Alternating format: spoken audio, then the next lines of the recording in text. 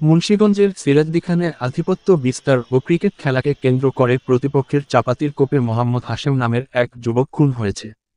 সোমবার বিকেল 3:30টার দিকে উপজেলার লতবদী ইউনিয়নের রামকৃষ্ণদী বাজার এলাকায় এক ঘটনা ঘটে।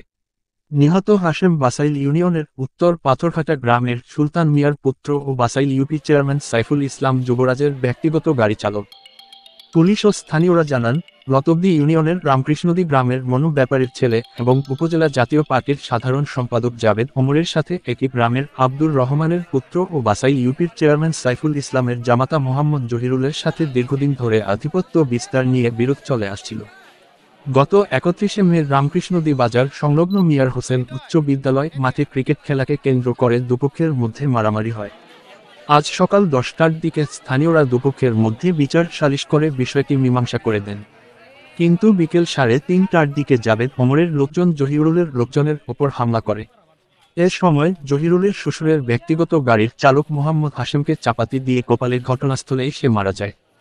তবে অভিযুক্ত ভাইস চেয়ারম্যান পদে নির্বাচন করা উপজেলা জাতীয় পার্টির সাধারণ সম্পাদক ও তালা প্রতীকের প্রার্থী জাবেদ ওমর বলেন, মোটরসাইকেল প্রতীকের সমর্থক ও সাইফুল চেয়ারম্যানের মেয়ের জামাই জহিরুল এবং কাপ পিরিচ সমর্থক জহিরুল ইসলাম জহির তাদের দুজনের মধ্যে নির্বাচনের দিন বিভেদ সৃষ্টি হয় এবং গত 31 তারিখ শুক্রবার আমার ভাগিনা ও সাইফুল চেয়ারম্যানের নাতি জহিরুলের ছেলের মধ্যে একটি ঝামেলা সৃষ্টি হয়।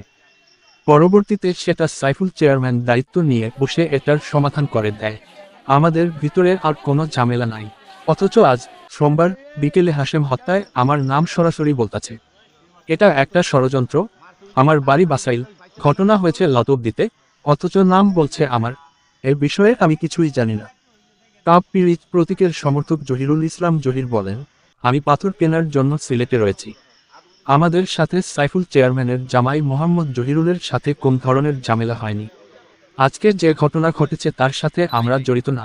গত 29শে নির্বাচন উপজেলা নির্বাচনের কেন্দ্র করে তাদের ভিতরে টুকটাক তালা মার্কা আর হলো টিবল মার্কা নিয়ে দুজনের একটা দ্বন্দ্ব।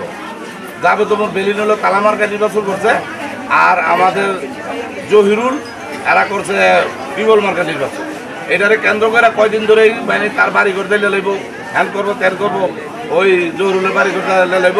তো এটা নিয়ে দাবি হয়েছে, এইভাবেই রয়ে গেছে।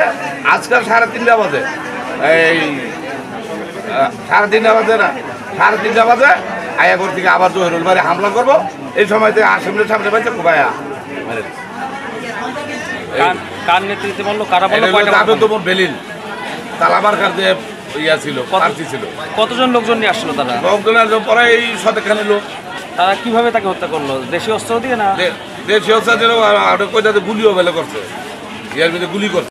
থানার লতবদী ইউনিয়নের রামকৃষ্ণদী গ্রামে আজকে দুপুরবেলা আমরা জানতে পারি যে একজন লোককে রামকৃষ্ণদী বাজারে তাকে আঘাত করা হয় এবং সে ইনজুর্ড হয়। এটা জেনে আমরা পুলিশ দ্রুত এখানে চলে আসি। আমরা দেখতে পাই যে দুইটা পক্ষ এখানে তারা বিবাদমান অবস্থায় আছে, তবে দূরে আছে, তারা কোনো সংঘর্ষ তখন করছিল না। তো আমরা পুলিশ আসাতে তারা আমাদের উপস্থিতি দেখে তারা চলে যায় এবং তারপরে কোনো সংঘর্ষ হয় না। তো এরপরে আমরা ঘটনার প্রায় 2 ঘন্টা পরে আমরা জানতে পারি যে একজন লোক নিহত, অর্থাৎ একজন লোক এখানে মারা গেছেন। তো আমরা এটা তদন্ত করছি যে তিনি কিভাবে মারা গেলেন, কার আঘাতে মারা গেলেন বা ঘটনার পিছনের কাহিনী কী, এবং আমরা আসামিদেরকে দ্রুতই আইনের আওতায় আনার জন্য আমরা অভিযান পরিচালনা করতেছি।